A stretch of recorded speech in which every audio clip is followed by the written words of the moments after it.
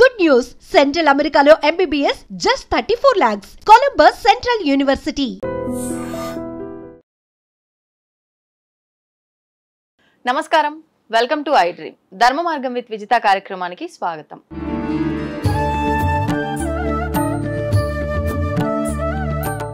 సాధారణంగా మనందరం కూడా మంత్రాల గురించి, జపాల గురించి, ఉపాసనల గురించి మాట్లాడుకోవాల్సి వస్తే మంత్రాల్లో అతి ముఖ్యమైన మంత్రము గాయత్రి మంత్రం అని చెప్పి మాట్లాడుకుంటూ ఉంటాం. కానీ ఈ గాయత్రి మంత్రం ఆడవాళ్ళు చేయడానికి పనికిరాదు అని చెప్పి మామూలుగా అంటే ఉపాసన తీసుకున్న వాళ్ళు కానివ్వండి, లేదంటే బ్రాహ్మణులు కానివ్వండి, వేదాలు చదువుకున్న వాళ్ళు, ఇలాంటి వారు మాత్రమే ఈ గాయత్రి మంత్రం చేయడానికి అర్హులు అని చెప్పి వింటూ ఉంటాం. అసలు ఏంటి వాస్తవము, దీని గురించి ఋషులు ఏం చెప్పారో ఇప్పుడు మాట్లాడి తెలుసుకుందాం. ప్రస్తుతం మనతో పాటు ఉన్నారు సహ్యాద్రి ఆశ్రమ నిర్వాహకురాలు శ్రీమతి సుమంగళి గారు. ఇప్పుడు వారితో మాట్లాడి దీనికి సంబంధించిన విశేషాలన్నీ కూడా కూలంకషంగా తెలుసుకునే ప్రయత్నం చేద్దాం. నమస్కారం అండి. నమస్తే అండి. జై గురుదేవ్. ఎలా ఉన్నారండి? బాగున్నాను. మొదటిసారి మా ఛానల్ కి వచ్చారు, చాలా సంతోషం. అంటే గాయత్రి మంత్రం గురించి మాట్లాడబోతున్నానండి. చాలా వరకు గాయత్రి మంత్రం పైన చాలా రకాల విమర్శలు అయితే వింటూ ఉంటాం. ఒక్కొక్కరు ఒక్కో రకంగా చెప్తూ ఉంటారు. అసలు నిజంగా మన సనాతన ధర్మంలో మనం ఏం తీసుకున్నప్పటికీ పురాణాల నుంచి, శాస్త్రాల నుంచి అలా అని చెప్పి మనందరము చదువున్నామా అని అంటే లేదు. దాన్ని ఆధారంగా మన ఋషులు, మునులు, పెద్దవాళ్ళు చెప్పినవే మనం పాటిస్తాం. ప్రత్యేకించి గాయత్రి మంత్రం గురించి మన ఋషులు ఏం చెప్పారో వివరించండి. జై గురుదేవ్. శ్రీ శ్రీరామకృష్ణ సమర్థ సద్గురుదేవాయ నమః. గాయత్రి మంత్రం అంటే ఇప్పుడు అందరికీ తెలుసండి. గాయత్రి మంత్రం చాలా వరకు చేస్తున్నారు. కానీ మన ఋషులు ఈ గాయత్రి మంత్రాన్ని ఋషి యొక్క స్థాయికి తీసుకెళ్ళటానికి ఈ గాయత్రి మంత్రాన్ని మానవ జాతికి అందించారండి. ఇప్పుడు ఈ గాయత్రి మంత్రం ఇప్పుడు చదువుతాం. ఓం భూర్భువస్వః తత్సవితుర్వరేణ్యం భర్గో దేవస్య ధీమహి ధియో యో నః ప్రచోదయాత్.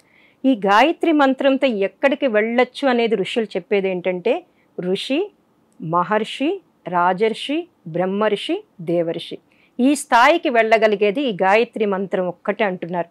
మన వేదిక్ భాషలో కూడా అదే ఉంది. అంటే ఈ మంత్ర సాధన చేసిన వెళ్ళగలుగుతారు. అంటే మామూలు సామాన్య మానవుడి దగ్గర నుంచి, దేవమానవుడి దగ్గర నుంచి, ఋషి నుంచి దేవర్షి స్థాయికి వెళ్ళగలిగేది గాయత్రి మంత్రం అండి. అది మన వేదిక్ భాషలో ఉంది. ఇంకోటి ఏంటి, మనం భక్తి అంటాం. భక్తి యోగము, కర్మయోగము, జ్ఞానయోగము, ఈ 3 యోగాలను కూడా నేర్చుకోవాలి అంటే, ఈ యోగాల గురించి తెలుసుకోవాలి అంటే దీనికి మాధ్యమం గాయత్రి మంత్రం అండి. ఇక్కడ మనం ఏమన్నాం, ఫస్ట్ ఓం. అవును. ఓం అంటే సృష్టి మొత్తంలో భగవంతుడిని పిలవాలి అంటే ఓం తప్పితే ఇంకొకటి లేదండి. ఇప్పుడు మనకి మన మహర్షులు కానీ మన వాళ్ళు చెప్పేది ఏంటంటే, పెద్దవాళ్ళు, భారత జాతి మొత్తం పోయినా, భారతదేశం మొత్తం కూడా నాశనం అయిపోయినా, భారతదేశంలో ఒక్క మనిషి ఉన్నప్పటికీ కూడా ఓం అనే శబ్దం ఉంటే భారతీయ తత్వం ఉంటుంది. ఒక్క ఓం అనే శబ్దానికి. ఆ ఓం ఏంటి, ఆ ఉ మాల కలయిక. అవును. ఓం అనగానే 3 అక్షరాలు అక్కడ ఉంటాయి. దాన్నే మనం కొంచెం సబ్జెక్ట్ డీప్గా వెళ్తే స్థూల సూక్ష్మ కారణ శరీరాలు అంటే మన భౌతిక శరీరము, ఆలోచనలు ప్లస్ కారణ శరీరం అంటే ఆత్మ శరీరం, ఈ 3టిని తెలిపేది ఓం అనే అక్షరం. దీన్ని ఇప్పుడు అందరూ కూడా మన పండితులు, మన గురువులందరూ కూడా ఒక్కొక్కళ్ళు ఒక్కొక్క ఆర్గనైజేషన్ నుంచి చెప్తూ ఉన్నారు, ఓంని ఇలా ఉచ్చారణ చేయండి. కానీ నా గురుదేవులైనటువంటి శ్రీరామకృష్ణ గురుదేవులు ఒకటే చెప్తారు, హిమాలయాలలో కూడా ఋషులు మనం ఒక తపస్సు చేసుకోవడానికి వెళ్ళినప్పుడు మనకు ఆ మంత్రం సిద్ధించాలి అంటే వాళ్ళు ఇచ్చేది కూడా ఫస్ట్ ఓం అనే మంత్ర దీక్ష. హిమాలయాస్ లో కూడా ఇచ్చే చాలా బుక్స్ లో కూడా నేను చదివాను. గురువు ఉపదేశానికి ముందర ఓం అనే ఇస్తారు. ఓం ఇచ్చిన తర్వాత దానిలో పరిపక్వత మనిషికి వచ్చిన తర్వాత నెక్స్ట్ స్టెప్ కి వెళ్ళగలుగుతారు. అందుకనే ఆవుమాలు అంటే ముందు మన భౌతిక జగత్తు అంటే ప్రతిరోజు జీవించే విధానంలో, తర్వాత మన ఆలోచనలో మార్పు రావాలి. మనం ఏంటి, ఆలోచించేది ఒకటి వస్తుంది, బయటికి చేసేది ఒకటి ఉంటుంది. ఆలోచన జగత్తులో మార్పు రావాలి. కారణ జగత్తుని ఆత్మిక జగత్తు అనొచ్చు, లేదా అసలు ఆలోచన పుట్టడానికి బీజం ఏర్పడేదే కారణ జగత్తు. ఈ 3 స్టేజ్ని మార్చేది ఓంకారం అండి. అందుకని మనం భగవంతుని పిలవాలంటే ఓంతోనే పిలుస్తాం, ఇంకొక శబ్దం లేదు. ఇప్పుడు ఇందాక మీరన్నట్టుగా నేను విన్నంత వరకు కూడా ఈ ఓం ఉచ్చరించే విధానం కూడా ఒక్కొక్కరు ఒక్కో రకంగా ఉచ్చరిస్తున్నారు. అసలు ఏంటి వాస్తవం ఏంటి, ఎలా ఉచ్చరించినా కరెక్టేనాది? అంటే జనరల్ గా ఈ ఓంకారాన్ని ఎలా ఉచ్చరించాలంటే ఆ ఊమాలతోనే ఉచ్చరించాలి. ఇప్పుడు నేను ఒకసారి ఉచ్చరించి చూపిస్తానండి. ఆ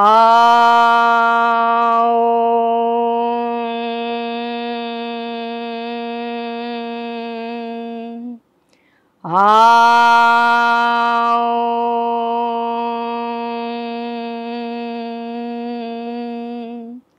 ఆ ఉ మ మూడు మీరు మీకు గమనించగలిగినట్టుంటారు. అర్థమైంది. ఈ మూడిటిని ఓంకారం అంటాం. అందుకని మన పతంజలి మహర్షి ఏం చెప్తారంటే తస్య వాచకః ప్రణవః. మనకి పతంజలి యోగ సూత్రాలని ఉంటాయండి, మహేష్ యోగి ఇచ్చారు. దాంట్లో ఏంటంటే తస్య వాచకః ప్రణవః, సృష్టి మొత్తం కూడా ఓంకారం మీద ఆధారపడింది. ఇప్పుడు మనం పూజ చేసేటప్పుడు కూడా ఏమంటాము, ఓం ప్రతి మంత్రానికి ఓం. ఓం సిద్ధి బుద్ధి సహితాయ శ్రీమన్ మహాగణాధిపతయే నమః, ఓం ప్రతి మంత్రాన్ని లక్ష్మీనారాయణ అబ్బాయి నమః, ఓం కేశవాయ, ప్రతి మంత్రానికి ఓం కలిపేది. అందుకే అంటే ఇక్కడ ఏం చేస్తున్నాం, మనం ఏ దేవతని పిలిచినా కూడా ఫస్ట్ ఓం పిలిస్తేనే ఆ దేవత మన దగ్గరికి వస్తారు. కలిపితే అది మంత్రానికి ఇంకా శక్తి చేకూరుతుంది. శక్తి అని భగవంతుని బీజాక్షర మంత్రం కింద తీసుకోవచ్చు. అంటే భగవంతుని పిలవాలంటే ఆ ఓంకే భగవంతుడు స్పందిస్తాడు. ఆ శబ్దానికి ఉన్నటువంటి శక్తి అండి. కానీ ఇప్పుడు ఈ ఓం యాడ్ చేసినప్పుడు లేదంటే అమ్మవారికి సంబంధించి ఓం ఐం క్రీం అని చెప్పి ఇలాంటివన్నీ మనం యాడ్ చేసినప్పుడు అవి బీజాక్షర మంత్రాలు అవుతాయి. కాబట్టి గురువు ఉపదేశం లేదే స్వతహాగా ఎవరికి వాళ్ళు చేయడానికి పనికిరాదు అంటుంటారు కదా, దాని గురించి ఏమంటారు? అంటే బీజాక్షరాలకు కూడా ముందు ఓం పెడతారండి. మీరు ఎన్ని బీజాక్షరం, ఇప్పుడు మహాలక్ష్మి మంత్రం ఉంది, ఓం శ్రీం హ్రీం శ్రీం కమలే కమలాలయే ప్రసీద ప్రసీద శ్రీం హ్రీం శ్రీం ఓం మహాలక్ష్మే నమః. అంటే ఓం లేనిదే ఏ మంత్రం లేదు. అట్లనే బీజాక్షరాలు వేరండి. అంటే ఒక్కొక్క బీజాక్షరానికి ఒక్కొక్క శక్తిని తీసుకోవటానికి చేస్తాం. ఇక్కడేంటి అసలు ఎలా ఇప్పుడు కరెంట్ లేదనుకోండి, మనం ఏసీని ఉపయోగించలేం, కెమెరాని ఉపయోగించలేం, ఫ్యాన్ ఉపయోగించలేం. మనము ఏదైనా పరికరాలను ఉపయోగించుకోవాలంటే కరెంటు లేకపోతే ఎలా ఉపయోగించుకోలేమో, ఏ దేవత శక్తిని పొందాలి అంటే ఓం ఉండాలండి. అందుకని ఓంకారం అనేది అది. తర్వాత ఏమంటున్నాం, భూర్ భువ స్వహ. భూర్ అంటే ప్రాణస్వరూపుడైనా అని అర్థం. అంటే మనకి ప్రాణశక్తిని ఇస్తాడు. అక్కడ ప్రాణశక్తిని ఇస్తాడు. ప్రాణం అంటే ఏంటి, కదలిక ఉంటది. ఇప్పుడు మనం ఒక రాయిని తీసుకోండి, దానికి కదలిక ఉండదు, జడ పదార్థము అంటాం. దానికి కూడా ప్రాణశక్తినిచ్చి కొంచెం ప్రాణశక్తినిస్తే వృక్షం లాగా వస్తుంది, ఖనిజం నుంచి వృక్షం అవుతుంది. దానికి కూడా ఇంకొంచెం ప్రాణం పోసామనుకోండి జంతువు, దాని నుంచి ఇంకొంచెం ప్రాణం పెరిగింది అనుకోండి మానవుడి నుంచి ఎక్కడికి వెళ్తాడు, దేవమానవుడికి వెళ్తాడు. ఇదంతా కూడా ప్రాణశక్తి మీద ఆధారపడి ఉంది. అందుకనే ప్రాణస్వరూపుడైన మనకి ప్రాణశక్తిని ఇచ్చి మనిషి నుంచి దేవమానవుడుగా తీసుకెళ్లేది భూ అనే అక్షరం అండి. తర్వాత భువ, ఓం భూర్ భువ అంటే దేవమానవుడు అన్నారు. నేను ఈ పదాన్ని కొత్తగా వింటున్నా. యాక్చువల్ గా మానవుడు వరకు ఓకే, తర్వాత మానవ జీవితం అనేది ఇంకా జన్మరాహిత్యం, మోక్షం పొందుతారని చెప్పి అంటారు. మరి ఈ పర్సన్ అంటే మీరు చెప్పిన ఈ పదం ఎవరికి వర్తిస్తుంది? దేవమానవుడు అంటే దైవీ గుణాలు ఉంటాయండి, మానవ శరీరంతో ఉంటాడు. ఇప్పుడు మన గురువులందరూ కూడా సత్యసాయి కానీ వీళ్ళంతా దేవమానవులే కానీ శరీరంతో, వాళ్ళకి ఏంటంటే ఇచ్చేటటువంటి గుణం ఉంటది. స్వార్థం నుంచి పరమార్థం వైపు ఆలోచిస్తారు. అంటే సమాజం కోసం, అందరి కోసం ఆలోచిస్తారు. సర్వే జనా సుఖినో భవంతు. వాళ్ళకంటూ సకేంద్రియంగా ఆలోచించరు. ఆ పరమార్థం కోసము దైవీ గుణాలుండి దేవతా కార్యక్రమాలు చేసేవాళ్ళని దేవమానవుడు. కానీ మళ్ళాగే ఉంటారు, మనతో పాటే సమాజంలో తిరుగుతూ ఉంటారు. కానీ వాళ్ళ యొక్క ఆలోచన విధానం వేరుగా ఉంటుంది, వాళ్ళు చేసే పనులు వేరుగా ఉంటాయి. అందుకని వాళ్ళని దేవమానవులు అంటారు. ఇంకొకటి ఏంటంటే దేవమానవులకి వాళ్ళు ఎందుకు వచ్చాం భూమి మీదకి, వాళ్ళ కార్యం ఏంటి, తర్వాత ఎక్కడికి వెళ్తాం అనేది స్పష్టంగా తెలుసండి. కారణ జన్ములు, ఒక్క మాటలో చెప్పాలంటే కారణ జన్ములు అనుకోవచ్చు. వాళ్ళనే మనం దేవమానవులు, దైవీ లక్షణాలు ఉన్నాయి అంటాం, ఆ స్థాయికి వెళతాం. ఇక్కడ భూర్ అనే దానికి మనం ప్రాణస్వరూపుడైన. తర్వాత ఏమనుకుంటున్నాం, భువః అంటే దుఃఖనాశకుడైనా, అంటే మన దుఃఖాలన్నిటినీ కూడా తీసేస్తాడు. ప్రాణశక్తినిస్తే మనకి ఇంకేంటి దుఃఖాలు ఉండవు, ఆరోగ్యంగా ఉంటాము, సుఖం ఉంటుంది, శాంతి ఉంటుంది. అన్నీ ఉన్నప్పుడు మనకి దుఃఖాలు ఉండవు. భూర్భువ స్వహ. స్వహ అంటే సుఖ స్వరూపుడైనా, సుఖాలను ఇచ్చేటటువంటి వాడు. అంటే ఇవన్నీ ఎవరిస్తారండి, పరమాత్మే. ఈ ఓం ద్వారా ఇక్కడ మనం అడుగుతున్నాం ఈ మంత్రంలో, ఈ మంత్రంలో ఓం భూర్భువ స్వహ అంటే ప్రాణస్వరూపుడైన, దుఃఖనాశకుడైన, సుఖస్వరూపుడైన. ఈ ఓం భూర్భువ స్వహ అనేది వ్యాహృతి అంటారు. అంటే అండి వ్యాహృతి అంటే గాయత్రి మంత్రంలో 24 అక్షరాలు ఇక్కడి నుంచి స్టార్ట్ అవుతుంది. ఛందస్సు వ్యాహృతి అనేది తెలుగుకి సంబంధించిన వేది. ఛందస్సు వ్యాహృతి తెలుసు కదా, అలానే ఇది వ్యాహృతి అంటారు. ఇక్కడ తత్సవితుర్వరేణ్యం భర్గో దేవస్య ధీమహి ధియో యో నః ప్రచోదయాత్. ఎప్పుడైతే ఈ తత్సవితుర్వరేణ్యం నుంచి ప్రచోదయాత్ వరకు 23.5 అక్షరం ఉంటుంది జనరల్గా. ఇది బాడీలో మన జీన్స్ ఎన్ని ఉంటాయి? 23.5. ఈ రెండు కూడా లింక్ అయి ఉంటాయండి. అది చాలా మందికి తెలియదు. సైంటిఫిక్గా కూడా పిల్లలు లేనటువంటి వాళ్ళకి పిల్లలు పుట్టట్లేదు అంటే వాళ్ళని ప్రతిరోజు కూడా ఒక 10 అంటే 1000 సహస్ర గాయత్రి చేయిస్తే వాళ్ళల్లో ఆ గర్భసంచిలో కానీ వాటిలో ఆ హార్మోన్స్ ఏర్పడి ఆ జీన్స్ కూడా మళ్ళీ అవి యాక్టివేట్ అయ్యి వాళ్ళకి పిల్లలు అంటే జీన్స్ వల్లనే పిల్లలు పుట్టకపోవచ్చు. ఈ గాయత్రి మంత్రం జీన్స్ని కూడా మార్చేస్తుంది. అందువల్ల ఆ 24 అక్షరాలని ఇప్పుడు మనం అందరం అనుకుంటున్నాము. ఆ 24 అక్షరాల వల్ల జీన్స్ యాక్టివేట్ అవుతాయి. అట్లనే ఈ స్వహ భూర్భువ స్వహ అని అనుకున్నాం. తత్స్ అంటే ఆ అంటే ఆ తత్స్ అనేది ఆ అంటాం. భగవంతుడు అనొచ్చు, ఆ పరమాత్మ అనొచ్చు. తత్స్ వితురువ వితురువ అంటే తత్ సవిత్ సవిత్ అంటే ఆ సూర్యుని, ఆ ప్రకాశవంతమైన సూర్యుని, వరేణ్యం శ్రేష్ఠుడైనటువంటి భర్గో దేవస్య ధీమహి అంటున్నాం ఇక్కడ. భర్గో అంటే ఏంటి? మమ్మల్ని మాలో ఉన్నటువంటి అంధకారాన్ని పోగొట్టేటటువంటి అంటే మన పాపాలను నశింపచేయి. దేవస్య ఇచ్చేటటువంటి గుణం కలిగిన వాడు.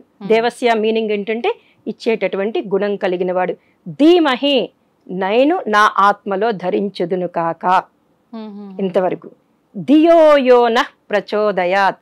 ధియోయోన అంటే మా యొక్క బుద్ధులు, ఇక్కడ నానమండి. మా ధియోయోన అన్నప్పుడు మా యొక్క బుద్ధులను సన్మార్గము వైపు ప్రేరేపించుకాక. ప్రచోదయాత్ సన్మార్గం వైపు ప్రేరేపించుకాక. ఇక్కడ ఒక్క లైన్ లో మనం చెప్పుకోవాలనుకోండి, ఓం బుద్భువ స్వహ తత్సవితుర్వరేణ్యం, ఆ శ్రేష్టమైన సవిత తేజస్సుని, భర్గో దేవస్య ధీమహి అంటే నాలో ఉన్నటువంటి అంధకారాన్ని పోగొట్టి, ధియోయోన ప్రచోదయాత్ మా యొక్క బుద్ధులను సన్మార్గం వైపు ప్రేరేపించుకాక. సన్మార్గం వైపు వెళ్ళిపోయాడు అనుకోండి, వాడికి ఇంకా సుఖంగానే ఉంటాడు. చాలా వరకు కోరికలు తగ్గిపోతాయి. ముందు సన్మార్గం వైపు ఉన్నప్పుడు ఏంటంటే ఏది కావాలి, ఏది వద్దు, ఏది ఇంపార్టెంట్, ఏది అన్ఇంపార్టెంట్ అని ఆలోచించుకోగలిగే శక్తి పెరుగుతుంది. అంటే అసలు ఫస్ట్ ఇది అవసరము అనే ఒక ఆలోచన కూడా రాదు వాస్తవంగా చెప్పాలంటే. రాదండి. అందుకని గురుదేవులు ఒకటే అంటారు, మీరు 8వ ఏట ఉపనయన సంస్కారం చేసి ఒక బాలుడికి గాయత్రి మంత్ర దీక్ష ఇచ్చేవాళ్ళు పూర్వకాలంలో.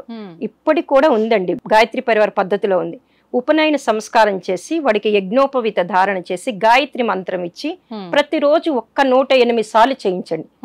చేయించటం వల్ల వాడు 16వ సంవత్సరం వచ్చేసరికి ఏది మంచిది, ఏది చెడు. ఇప్పుడు సమాజంలో అంతా కూడా విపత్కర పరిస్థితులు, అన్ని సదాలోచనలు అస్సలు లేవు. వాడు సమాజం చెప్పినట్టే వింటాడు, తల్లిదండ్రులు చెప్పినట్టే వినడు. ఎప్పుడైతే వీడికి 8వ ఏట గాయత్రి మంత్రం ఇచ్చి రోజు కనీసం 24 సార్లైనా చదివిస్తే వాడు డెఫినెట్ గా 16వ సంవత్సరం వచ్చేసరికి ఇది మంచి, ఇది చెడు, నేను ఏ లక్ష్యం కోసం వచ్చాను, ఏం చదువుకోవాలి అనే సద్బుద్ధి అతనిలోకి వస్తుందండి. అంటే ఇప్పుడు మీరు అన్నట్టుగా ఆ సద్బుద్ధి రావాలి, సన్మార్గంలోకి వెళ్ళాలి అని అంటే ఇప్పుడు చెప్పింది ఎంతవరకు చెప్పారు అంతవరకు విన్నాము అనే ధోరణిలో ఉన్న వాళ్ళే ఉన్నారనుకోండి, ఎలా వెళ్తారంటారు సన్మార్గంలోకి? ఆ సద్బుద్ధి ఎలా వస్తుందంటారు? అంటే మంత్ర జపం చేయటం వల్ల ఆటోమేటిక్ గా వస్తుందండి. అంటే ఆ వైబ్రేషన్స్ మారిపోతాయి, శబ్దం మార్చేస్తుంది. అంటే ఇప్పుడు మనం ఆ మంత్రంలో కూడా అడుగుతున్నాడు కదా, ఆ శ్రేష్టమైన అంటే ప్రాణస్వరూపుడైన, దుఃఖ నాశకుడైన, సుఖ స్వరూపుడైన ఆ పరమాత్మని నేను అంతరాత్మలో ధరించుదును కాక, ఆయన మాలో అంధకారాన్ని పోగొట్టి మా బుద్ధులను సన్మార్గం వైపు ప్రేరేపించుకాక అని అడుగుతున్నాడు. 108 సార్లు అడిగినప్పుడు అది పనిచేస్తుంది కదండి. ఇప్పుడు ఆ మంత్ర జపంలో ఒక్కొక్క గాయత్రి మంత్ర జపం మాల పట్టుకొని చేస్తున్నప్పుడు వాడు ఆ మంత్రం చదువుతున్నప్పుడు కూడా ఎందుకు ఫలితాలు రావట్లేదు అని చాలా మంది 30 మాలలు 20 మాలలు చేస్తారండి.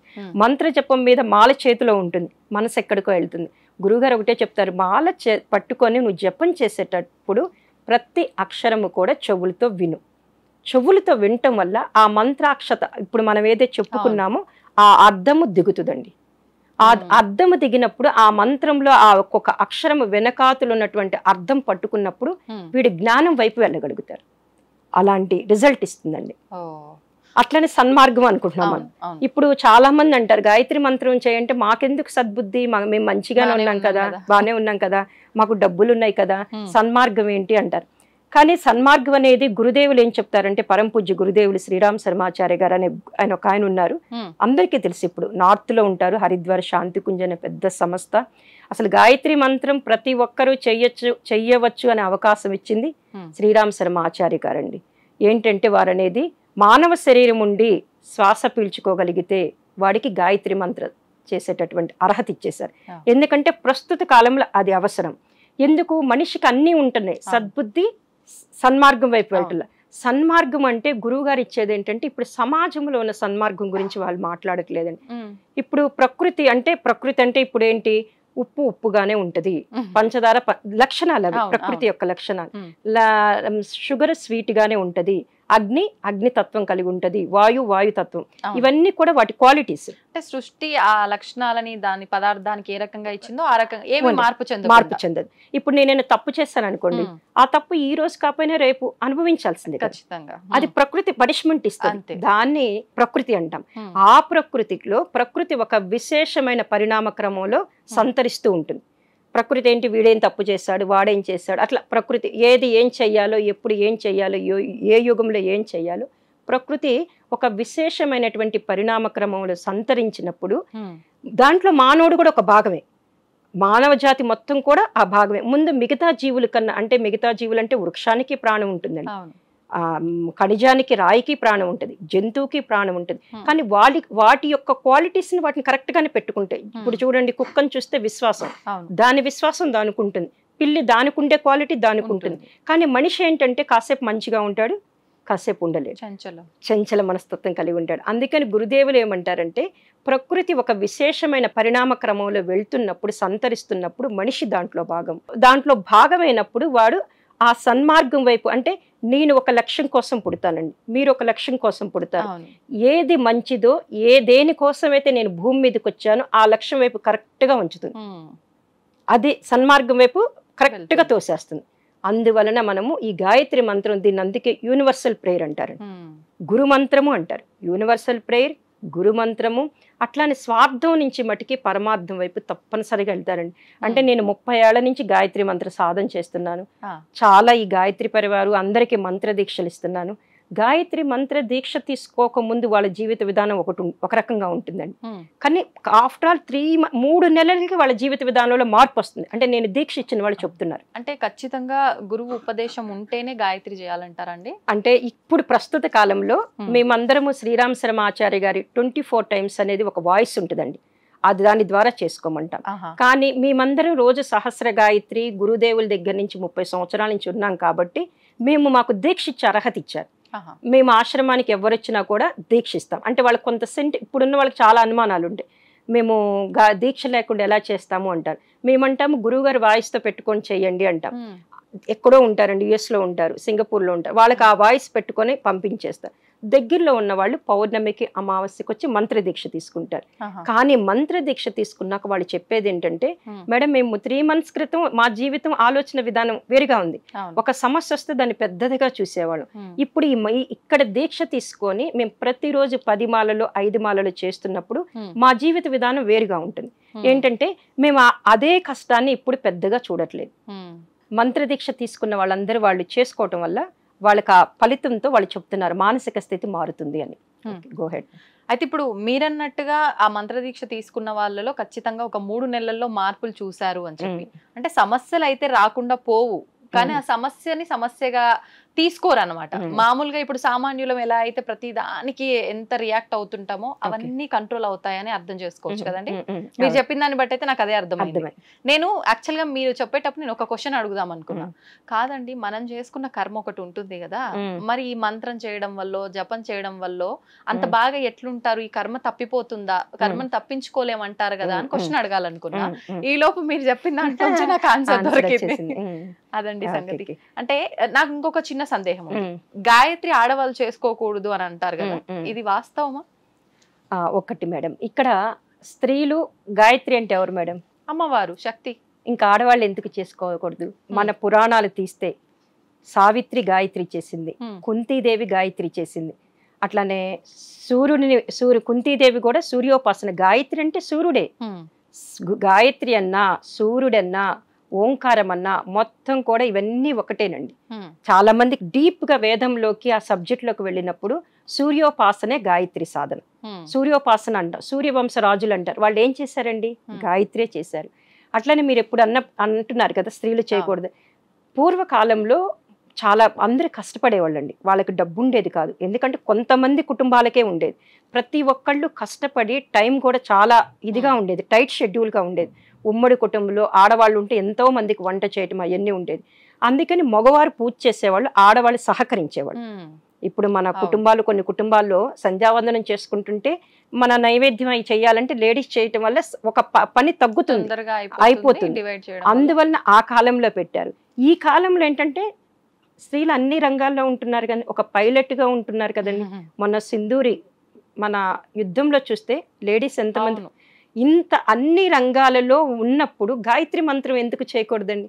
ఇప్పుడు గురువు గారు చెప్తున్నారండి, శ్రీరామ్ శర్మాచారి గారు, మాతా భగవతీ దేవి ఏం చెప్తున్నారంటే, మేము ఎంతో మంది వేద పండితుల్ని, పీఠాధిపతుల్ని, ఋషులని అందరినీ వాళ్ళు 24 మహాపురచరణ చేసి గాయత్రి మంత్రం చేయొచ్చని ఇస్తున్నాం. వాళ్ళ ఫోటో పెట్టుకుని మనం చేస్తే చాలండి. ఇంకొకటండి, దీన్ని ఏమంటారు? గురుమంత్రం అన్నాం. అవును, గురువు గారు ఏమంటారంటే, గురుమంత్రం అంటే మనం ఫస్ట్ మనకి ఏ గురువు లేడండి, గాయత్రి మంత్రం చేసుకుంటూ ఉంటాం. కొన్ని రోజులకు మన ఇంట్యూషన్ చెప్తుంది మన గురువు ఎవరైనా బయటకు వస్తారు. అప్పటి వరకన్నా గాయత్రి మంత్రాన్ని మీరు చేసుకుంటూ ఉంటారు. అందుకే గురుమంత్రం అయింది. దీనికి ఏ గురువు అక్కర్లేదు. మామూలుగా జపం రోజుకి కనీసం 5 మాలలో 10 మాలలో చేసుకుంటూ వెళ్తే సహస్ర గాయత్రి అంటాం మనం. వాళ్ళకి డెఫినెట్గా వాళ్ళ గురువుని వాళ్ళు పట్టుకోగలుగుతాం. ఈరోజు భారతదేశం ఇలా ఉంది, ధనిక దేశంగా ఉంది. చుట్టూరు అన్ని కంట్రీస్, ప్రపంచ దేశాలు మొత్తం కూడా భారతదేశం వైపు చూస్తున్నాయండి. దానికి కారణము దాని వెనకాతలు ఉన్నటువంటి గాయత్రి మంత్ర సాధన అండి. ఇది చాలా మంది పండితులకు తెలుసు. ఇప్పటికి ఇంకా గాయత్రి మంత్రం ఉండబట్టే మనం ఈ మాట, కరోనా దెబ్బకి మనం ఇంకా ఉన్నాము అంటే గాయత్రి మంత్ర సాధన వల్లేనండి. ఇప్పుడు గాయత్రి మంత్ర సాధనే కాదు, గాయత్రి యజ్ఞాలు కూడా చేస్తారని విన్నాను. మీరు కూడా అందులో భాగంగానే ప్రతినిత్యం కూడా యజ్ఞాలు చేస్తున్నారు అంటే, ఒక్కొక్క రోజు ఒక్కొక్క ప్రాంతంలో అని చెప్పి. ఏంటి ఈ యజ్ఞం చేయడం వల్ల ఎటువంటి ఫలితం ఉంటుందంటారు? ఓకే అండి, ఈ సంవత్సరము నేను జనరల్ గా ఆశ్రమం నుంచి బయటికి రాను, ఎక్కువగా ఆశ్రమంలోనే కార్యక్రమాలు ఉంటాయి నాకు. ఈ సంవత్సరము మన ఏదైతే ఈ రోజు ప్రతి మనిషి గాయత్రి మంత్ర జపం చేసే అవకాశం ఇచ్చినటువంటి పరంపూజ్య గురుదేవులు అంటే హరిద్వార్ శాంతి కుంజులో గాయత్రి తీర్థ అనే ఒక సంస్థ ఉందండి. అక్కడ నుంచి అందరికీ మొత్తం కూడా గాయత్రి మంత్ర దీక్ష కానీ సాధనలు కానీ చేస్తూ ఉన్నాం. ఇప్పుడు ఏంటంటే ఆ శాంతి కుంజులో అఖండ దీపం 1926లో దీపం వెలిగించారు. రేపు 26కి 100 సంవత్సరాలైంది. అలాగే శ్రీరామ్ శర్మ ఆచార్య గారు అని చెప్తున్నాను కదండి, వారికి 8వ ఏట గాయత్రి మంత్ర దీక్ష తీసుకొని 15వ ఏట వరకు ప్రతి నిత్యం 5 మాలలు చేస్తూ ఉన్నారు. ఆ 15వ ఏట ఆయనకి వాళ్ళ దాదా గురుదేవులు కనిపించి ఆయనకి జ్ఞానం కలిగిన రోజు అది. అదొక పాయింట్. ఇంకోటి ఏంటంటే మాతా భగవతీ దేవి అంటే చాలా మందికి తెలియదు, ఆమె శక్తి స్వరూపుని. మా మాస్టర్ గారు చెప్తుంటారు, ఈ రోజు ఆడవాళ్ళు అన్ని రంగాలలో ముందుకు వెళుతున్నారు అంటే ప్రపంచం మీద ఉన్న ఆడవాళ్ళందరూ కూడా మాతాజీ యొక్క శక్తి, ఆమెను దుర్గామాత అంటాము, ఆమె ద్వారా వెళ్తున్నారు. కాబట్టి మాతాజీని గుర్తు చేసుకుంటూ 100 సంవత్సరాలు శత జయంతి వేడుకలు జరుగుతున్నాయండి. దీని సందర్భంగా మాకు హరిద్వార్ నుంచి ఒక ఇన్ఫర్మేషన్ మెసేజ్ ఇచ్చారు. ఏంటి, వాళ్ళు హరిద్వార్ నుంచి శాంతికుంజ్ హరిద్వార్ నుంచి వచ్చి ప్రతి డిస్టిక్ లో 108 కుండీల యజ్ఞం చేస్తున్నారు. నేను ఒక సంకల్పం చేశానండి, ఇంటింటా గాయత్రి యజ్ఞం అంటే ప్రతి ఇంట్లో కూడా ఈ గాయత్రి యజ్ఞం చేసి వారికి గురుస్థానం ఏర్పాటు చేసి నేను దేవస్థాపన చేసి వస్తాను. ఆ ఇంట్లో యజ్ఞం చేసినప్పుడు ఒక 20 మందిని పిలుస్తారు. వాళ్ళందరికీ కూడా మంత్రదీక్ష చేసి మంత్రదీక్ష ఇస్తాను. మంత్రదీక్ష ఇచ్చి ఈ యజ్ఞంలో వాళ్ళని కూడా పాల్గొనేటట్టు చేసి ఆహుతులు వేసి మనము గురుస్థానం పెడతాం. ఎందుకంటే ఈ సంవత్సరం అంటే ఈ సంవత్సరం మంచితో పాటు చెడు కూడా ఎక్కువ ఉంది మేడం. మనం చూస్తే ఫిబ్రవరి నుంచి చూస్తే భూకంపాలు 2-3 భూకంపాలు వచ్చినాయి. యుద్ధం, అనుకోనటువంటి యుద్ధం. కానీ దాంట్లో నుంచి మనము ఒక 3వ ప్రపంచ యుద్ధం అనుకుంటారో ఏమనుకుంటాం, తేలిగ్గా బయటపడ్డాము. అలాగే ఇప్పుడు బయటికి వెళ్ళిన వ్యక్తి మళ్ళీ క్షేమంగా వస్తాడా తెలియదు, ఫ్లైట్ ఎక్కిన వాడు వస్తాడా తెలియదు, ట్రైన్లో వెళ్ళిన వాడు ఏ సర్క్యూట్ వల్ల ఏం జరుగుతుందో తెలియదు. అట్లనే బైక్ మీద వెళ్ళిన వాడు కూడా యాక్సిడెంట్స్ వల్ల ఏదో రూపంలో వెళ్ళిపోతున్నారు. అందుకని మేమేం చేసామంటే ఇప్పుడు ఉన్న పరిస్థితుల్లో ఈ సంవత్సరము మంచితో పాటు చెడు కూడా ఎక్కువ ఉంది కాబట్టి హరిద్వార్ యొక్క మెసేజ్ మీద ఇంటింటా గాయత్రి యజ్ఞం చేస్తున్నాము. ఇప్పుడు ఈ హైదరాబాద్లో కూడా ఇంచుమించు హైదరాబాద్లో 15 యజ్ఞాలు చేశానండి. అట్లానే బెంగళూరు అంటే తెలంగాణ, ఆంధ్ర అనుకున్నాను, కానీ కర్ణాటక, తమిళనాడులో కూడా ఉన్నాయండి. అక్కడ కూడా వెళ్ళి అంటే ఇట్లా లింక్ అయిన వాళ్ళు ఉంటారు కదండి, వాళ్ళకి మంత్ర దీక్ష ఇస్తాను, యజ్ఞం చేస్తాను. యజ్ఞం ఏం చేస్తుందంటే అక్కడ మేమేం చేస్తామంటే యజ్ఞం చేసేటప్పుడు 33 రకాల వనమూలికల హవన ద్రవ్యం ఉంటుందండి. అది హిమాలయాస్ నుంచి వస్తుంది. ఆ వనమూలికలన్నిటిని ఆరబెట్టేసి ఎండబెట్టి పౌడర్ చేసి పంపిస్తారు, హరిద్వార్ నుంచి వస్తుంది. దాన్ని ఎప్పుడైతే మనం గాయత్రి మంత్రోచ్చారణతో హవనం అగ్నిలో వేస్తామో అది 1000 రెట్లు ఫలితం ఇస్తుందండి వనమూలికలు. ఎప్పుడైతే వీళ్ళు ఏ మంత్రాన్ని చదువుతూ ఏ దేవతకి, అంటే అసలు యజ్ఞము అంటే ఒక సమగ్ర శాస్త్రంగా తీసుకోవాలంటే దేవతలకి ఆహారం పెట్టడమే యజ్ఞం అండి. మనకి భగవద్గీతలో 3వ అధ్యాయంలో కూడా చెప్తారు శ్లోకంలో, సహయజ్ఞ ప్రజా సృష్ట అని. అంటే యజ్ఞంతో పాటే మనం ప్రతి మనిషి యజ్ఞంతో పాటు పుట్టాడు.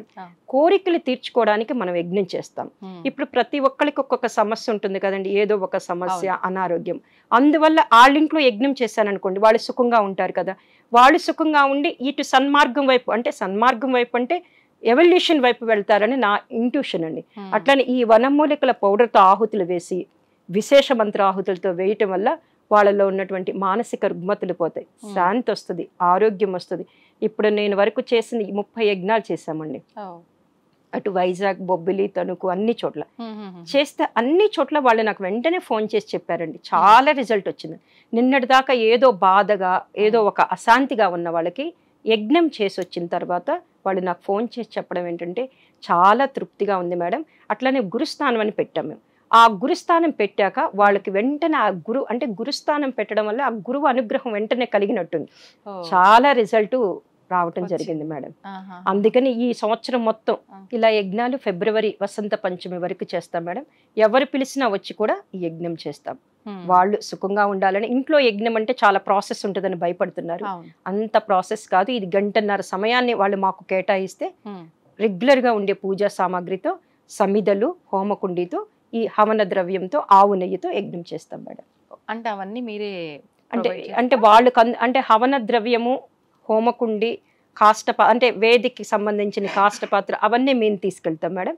మిగతా ఎండు కొబ్బరి, ఆవు నెయ్యి, పూలు, అక్షంతలు అవన్నీ ఇంట్లోనే ఉంటాయి కదా, అది వాళ్ళు ప్రొవైడ్ చేస్తారండి. మొత్తానికి మీరు వసంత పంచమి వరకు కార్యక్రమాలు 108 యజ్ఞాలు చేయాలని, 108 గృహాల్లో చేయాలని సంకల్పం అండి. ఆల్రెడీ 30 అయినాయి, తొందరలోనే అయిపోతాయి. ఎట్లాగో ఇప్పుడు మనకి శ్రావణ మాసము, ఈ మాసాలన్నీ కూడా దైవికమైన మాసాలు కాబట్టి అవుతాయండి. సంతోషం అండి. చాలా అంటే సందేహాలు ఉన్నాయి గాయత్రి మంత్రం గురించి, నిజంగా మంచి వివరణ ఇచ్చారు. ధన్యవాదాలండి.